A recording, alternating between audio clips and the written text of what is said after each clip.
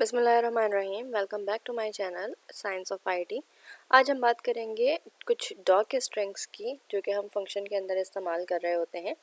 So let's get started to our topic.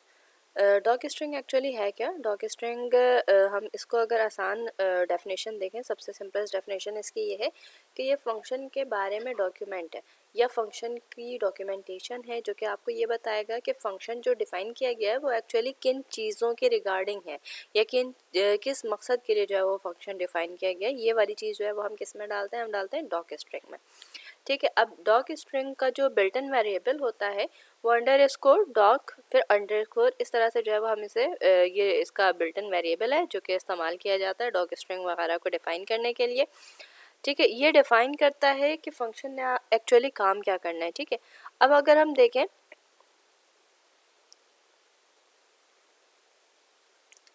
अगर हम doc string या हैश साइन की अगर हम बात करें तो एक्चुअली डॉक स्ट्रिंग का भी कोई काम नहीं है, हैश साइन का भी कोई काम नहीं होता है। बट द थिंग इज़ कि आप जो हैश साइन से जो हम जिस भी चीज़ को अगर हम अपने कोड के दरमियान हैश साइन कर देते हैं तो वो एक कमेंट बन जाता है और वो कमेंट कभी भी एक्सेसिबल नहीं होता, वो कभी भी किसी कोड के अंदर रन नहीं होता, जबकि डॉक स्ट्रिंग जो है वो कोड के साथ रन होता है। यानी जब जब मैं उस फाइल को कॉल करूँगी वो मुझे बताएगा कि ये फंक्शन जो है वो किस तरह से जो है वो बनाया गया और उसकी जो प्रॉपर डॉक स्ट्रिंग है वो पूरा मुझे एज एन आउटपुट शो हो रहा होगा। ठीक है, अच्छा, इसके अलावा डॉक स्ट्रिंग जो है वो एक्सेसिबल है, दैट्स वाई ये जो है वो आउटपुट में शो हो रहा होता है, जबकि कमेंट या हैश साइन वाले जो भी हमारी स्टेटमेंट्स होती हैं वो इंक्लूड नहीं होती हैं कोड में, या आप ये कह रहे हैं कि उनका कोई काम नहीं होता, वो यूजलेस हो जाते हैं। हैश साइन हम लगाते ही इसलिए हैं ताकि वो जो है वो हमारे दौरान प्रोग्राम जो है वो रन ना करे। ठीक है, अब हम आगे देखते हैं डॉक स्ट्रिंग हमारे पास और क्या करता है जनाब। डॉक स्ट्रिंग डिफाइन करता है फंक्शन को, यानी कि फंक्शन की जो डॉक्यूमेंटेशन है उसको डिफ़ाइन कर रहा होता है। इसको हम एक्चुअली इस्तेमाल क्यों करते हैं? इसको हम सिर्फ और सिर्फ इस्तेमाल करते हैं ताकि हम बता सकें कि जो भी हमारा फंक्शन है, जो हम फंक्शन डिफ़ाइन करें, उसके आर्ग्यूमेंट में क्या क्या चीज़ें रिक्वायर्ड है। तो जब भी हम फंक्शन इस्तेमाल कर रहे हों या फंक्शन हम यूज़ करते हैं तो उसमें फिर हमारे पास डॉक स्ट्रिंग आती है और फिर हम उसे इस्तेमाल कर सकते हैं कि आपको एक आइडिया हो जाता है कि ये जो भी आपका फंक्शन है वो किस चीज़ के लिए डिफ़ाइन किया गया है। ठीक है, बिल्कुल इसी तरह से यहाँ पर जो है वो डॉक स्ट्रिंग के अंदर आप कोई भी चीज़ डाल सकते हैं। स्ट्रिंग हो सकती है, स्ट्रिंग चूँकि हम इन्वर्टेड कॉमा के अंदर लिखते हैं तो वो डेफिनेटली स्ट्रिंग होती है। ठीक है, अब यहाँ पर आप देखें, यहाँ पर जो है वो मैंने एक सिंपल एग्जांपल रखी है आप लोगों के लिए। डिफ़ाइन कर रहे हैं हम अपना एक सर्किल नाम का फंक्शन जिसका आर्ग्यूमेंट है आर, और ये जो इन्वर्टेड कॉमा के अंदर आप देख सकते हैं ये सारी चीज़ें जो है वो क्या है, मेरा डॉक स्ट्रिंग है। और ये फिर जो रिटर्न की वैल्यू है ये तो मेरी रिटर्न स्टेटमेंट है जो कि हम एक फंक्शन के अंदर इस्तेमाल कर रहे होते हैं। अब हम कुछ इसके एग्जांपल्स देखते हैं। इसके एग्जांपल्स में आपको ज़्यादा जो है वो क्लियरली समझ आएगा। सबसे पहले हम देखते हैं अपने एक अदद एग्जांपल को जिसमें हमने सर्किल को डिफ़ाइन किया है और यहाँ पर जो है वो डॉक स्ट्रिंग, जो आपको ग्रीन कलर में जो स्टेटमेंट नज़र आ रही है that is my doc string, और इसमें जो है वो सारी चीज़ें वैसे ही हैं। यहाँ पर जो है वो सर्किल के साथ मैं डॉक स्ट्रिंग को आउटपुट में भी मांग रही हूँ। ठीक है, अब क्या होगा जब मेरा ये वाला पोर्शन रन होगा या जब मैं अपने इस प्रोग्राम को रन करूँगी तो ये डॉक स्ट्रिंग मुझे सबसे पहले जो है वो नज़र आएगी और उसके बाद फिर ये मुझसे जो है वो आर की वैल्यू जो है वो आस्क करेगा, और फिर जब ये आर की वैल्यू आस्क करेगा मैं इसको आर की वैल्यू प्रोवाइड करूँगी और फिर मुझे इसके साथ जो है वो एक जो है वो सॉल्यूशन प्रोवाइड किया जाएगा। अब यहाँ पर जो है वो मैंने दो चीज़ें रखी हैं रिटर्न में, तो आप ये देखें यहाँ पर मेरे पास दो आउटपुट जो है वो शो हो रहे हैं। तो अब आप यहाँ पर देख सकते हैं कि जो भी मैं वैल्यू प्रोवाइड कर रही हूँ उसके साथ जो है वो मेरे पास डिफरेंट जो है वो वैल्यूज़ आ रही हैं, और जो भी हम अपना मतलब जो प्रोग्राम में रन कर रही हूँ उसके साथ जो रिटर्न स्टेटमेंट एसोसिएटेड है उसके हिसाब से जो है वो मेरे पास आउटपुट यहाँ पर आपको रिजल्ट के सेक्शन में दिख रहा है।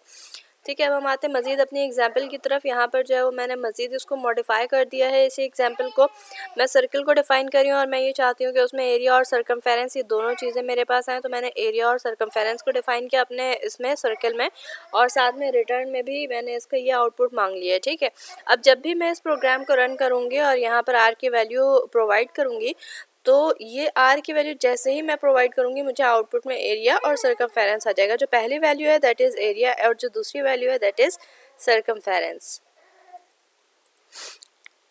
तो ये था हमारा जो है वो फंक्शन जो कि हम अभी मॉडिफाई करके इस्तेमाल कर रहे हैं। अब हम आते हैं मज़ीद अपनी अनदर एग्जांपल की तरफ। यहाँ पर जो है वो मैं अपने एग्जांपल्स में क्या इस्तेमाल कर रही हूँ, मैं एग्जांपल में यहाँ पर टपल इस्तेमाल कर रही हूँ और टपल के थ्रू जो है वो मैं अपने वैल्यूज़ को असाइन करना चाह रही हूँ। तो रिटर्न फंक्शन में मेरे पास दो वेरिएबल हैं, यानी कि दो हमारे पास जो है वो आउटपुट में शो होगा। ठीक है, अच्छा ये पूरा प्रोग्राम जो है वो मैंने अपने आइडियली पर परफॉर्म किया है और बस वैल्यू जो है वो टपल की सूरत में दिया है। यहाँ आप देख सकते हैं कि वैल्यू जो है मैंने टपल की सूरत में दिया है प्रिंट के ही इसमें, और ये मेरे पास एरिया और सर्कमफेरेंस जो है वो एज एन आउटपुट शो हो रहे हैं। ठीक है,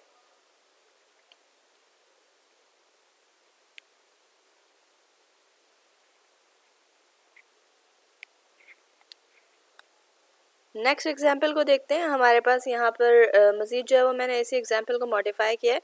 मैंने ये किया है कि जनाब अपना फंक्शन डिफ़ाइन किया है और फिर मैं रिटर्न स्टेटमेंट या फंक्शन के अंदर होने वाली सारी चीज़ों को डिफ़ाइन नहीं कर रही। मैं ये कह रही हूँ कि भाई मुझे डायरेक्टली प्रिंट में ही जो है वो आंसर प्रोवाइड कर दिया जाए। तो प्रिंट का कमांड जिस तरह से हम अपना असाइन कर रहे होते हैं, बिल्कुल इसी तरह से ये चीज़ जो है ये तो मेरी डायरेक्टली एज अ चीज़ जो है वो प्रिंट हो जाएगी, जबकि ये मैथमेटिकली परफॉर्म की जाएगी और फिर इसकी जो वैल्यू होगी ये मुझे आउटपुट में शो किया जाएगा। तो जब भी मैं सर्किल आर को कॉल करूँगी तो क्या होगा, ये दोनों प्रिंट के फंक्शन जो है वो वर्क करेंगे और दोनों का आउटपुट मुझे मिलेगा, जैसे यहाँ पर आप देख सकते हैं। अब हम बात करते हैं अपने हेल्प के फंक्शन की। जब भी हम कोई अपना फंक्शन डिफ़ाइन कर रहे होते हैं तो फंक्शन डिफ़ाइन करने के बाद उसके बारे में आप हेल्प भी ले सकते हैं। हेल्प में आपको उसकी तमाम डिटेल्स जो है वो मिल जाएंगी। जैसे मैंने फंक्शन डिफ़ाइन किया तो सर्किल के साथ जो है वो मैंने अगर हेल्प इस्तेमाल किया तो यहाँ पर ये मुझे बता रहा है कि जनाब ये आपका फंक्शन ये था और ये मेरा आर्ग्यूमेंट था। ठीक है, बिल्कुल इसी तरह से आपके पास जो बिल्ट इन चीज़ें हैं उनके बारे में भी जो है वो आप मांग सकते हैं हेल्प। तो उनके बारे में आपको सबसे पहले ये बताया जाता है कि जनाब ये बिल्ट इन फंक्शन है प्रिंट।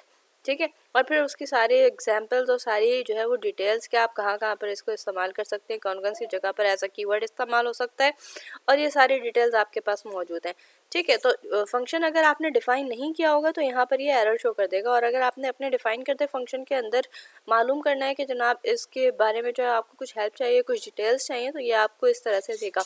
बट ज़रूरी ये है कि कोई भी ऐसा फंक्शन जो बिल्ट इन ना हो उसको आपको पहले डिफ़ाइन करना होगा, फिर आप उसके रिगार्डिंग हेल्प जो है वो अपने पाइथन से आस्क कर सकते हैं। अदरवाइज़ ये जो है वो आपको एरर शो कर देगा। अब हम अपनी मज़ीद कुछ एग्जांपल्स को देखते हैं।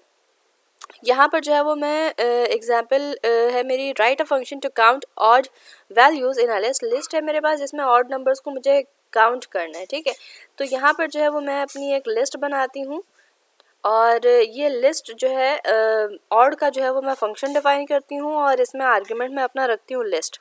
ठीक है, अब ये जो लिस्ट है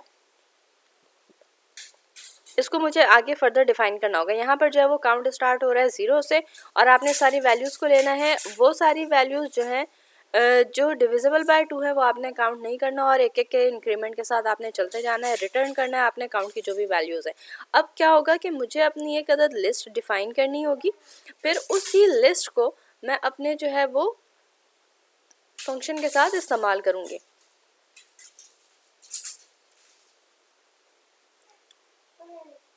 ठीक है, तो यहाँ पर आप देख सकते हैं कि मैं ऑड काउंट जो है वो सिर्फ मैंने इसका नाम रखा है। यहाँ पर जो है वो मैं कॉल कर रही हूँ अपने फंक्शन को, और फंक्शन के अंदर जो लिस्ट मैं चाह रही थी वो लिस्ट जो है वो मैं कौन सी डाल रही हूँ, माई लिस्ट डाल रही हूँ। तो ये माई लिस्ट के ऊपर जो है वो पूरा फंक्शन, ये ऑड वाला पूरा फंक्शन जो है वो वर्क करेगा और फिर आपको आउटपुट में प्रिंट में क्या चाहिए, ऑड काउंट चाहिए। तो ये आपको जितने भी इसमें ऑड एलिमेंट्स होंगे वो सारे के सारे काउंट हो जाएंगे। अब हम आते हैं अपने मज़ीद एक लास्ट एग्जाम्पल की तरफ। यहाँ पर भी हम क्या कर रहे हैं, काउंट करना है हमें नेगेटिव वैल्यूज़, जो कि लिस्ट के अंदर जितनी भी नेगेटिव वैल्यूज़ हैं वो मुझे काउंट करना है। बिल्कुल पिछले एग्जाम्पल की तरह ये तकरीबन सिमिलर है। इसमें हमें क्या करना है, इसमें हमें सिर्फ और सिर्फ काउंट करना है। तो मैं यहाँ पर जो है वो इफ़ की स्टेटमेंट में या फॉर के स्टेटमेंट में मैं अपने लिस्ट को इस्तेमाल करूँगी और उसमें जितनी भी चीज़ें लेस देन 0 हैं, डेफिनेटली मुझे नेगेटिव वैल्यूज़ चाहिए, तो नेगेटिव वैल्यूज़ वही होंगी जो लेस देन 0 होंगी। लेस देन 0 जो होंगी उन सबको जो है वो मैंने अपना क्या कर लेना है, इकट्ठे कर लेना है। इसकी कमांड इस्तेमाल कर रही हूँ मैं। साथ में मैं ये चाह रही हूँ कि जनाब काउंट यानी जो उसका ऑफसेट वगैरह है उसके हिसाब से आप एक एक करके इंक्रीमेंट करके आगे जाते जाएँ। ठीक है, और ये फिर मैं अपनी लिस्ट डिफाइन करती हूँ। और नेगेटिव काउंट तो ये जो भी नंबर आप चाहें यहाँ पर रख सकते हैं। यहाँ पर मैंने पूरा जो है वो लिख दिया है नेगेटिव काउंट। अगर आप ना भी लिखें और कोई एक वेरिएबल रख दें तो भी आपका ये प्रोग्राम रन करेगा, लेकिन यहाँ पर वही चीज़ होनी चाहिए जो आपने नाम रखा है अपने फंक्शन का। यानी यहाँ पर NEG मैंने नाम रखा था, यहाँ पर मुझे NEG ही लिखना है। अगर मैं कुछ और लिख दूँगी तो ये फंक्शन वर्क नहीं करेगा, ठीक है। और यहाँ पर भी मुझे जो लिस्ट चाहिए इस्तेमाल करने के लिए, जो लिस्ट मैंने डालना है अपने फंक्शन में, उसी लिस्ट का नाम होना चाहिए और बिल्कुल एग्जैक्ट नाम होना चाहिए। इसमें अगर आप कैप्स लॉक का जो है वो एरर शो कर दें या कैपिटल लेटर स्मॉल लेटर वाली चीज़ अगर आप मिस्टेक कर दें, स्पेस वगैरह कुछ भी आप डाल देते हैं, नेम बिल्कुल एग्जैक्ट नहीं लिखते, तो क्या होगा कि आपका एरर शो करेगा, ठीक है। और फिर प्रिंट में जो है वो मुझे क्या चाहिए, यही वाली चीज़ चाहिए नेगेटिव काउंट। और फिर जो है मैं अगर इस फंक्शन को अपना रन करूँगी तो क्या होगा, जितनी भी वैल्यूज़ इस लिस्ट में लेस देन 0 हैं, यानी कि जो नेगेटिव हैं, वो सारी की सारी मुझे आउटपुट में मिल जाएंगी, ठीक है गाइज। तो आज हम अपना लेक्चर यहीं तक रखते हैं। आई होप कि आपको ये चीज़ें समझ आई हों और आपने इसे पसंद किया हो। तो काइंडली लाइक करें, सब्सक्राइब करें और कमेंट्स करें, अपने दोस्तों और कलीग्स के साथ शेयर करें। टिल नेक्स्ट लेक्चर, अल्लाह हाफिज़।